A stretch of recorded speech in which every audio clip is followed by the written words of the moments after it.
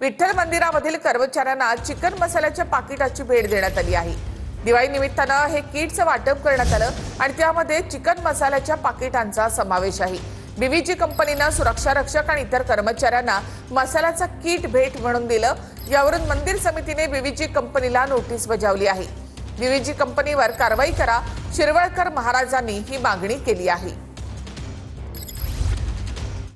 चिकनचे पाकिट वाटली, उद्या ज्याला चिकन वाटा कमी नाहीत करायचे, त्यामुळे अशा जो कर्मचारी आहे त्याला ताबडतोब निधन करून ह्या घटनेचा आम्ही निषेध करतो। याच्यावर योग्य कारवाई झाली पाहिजे।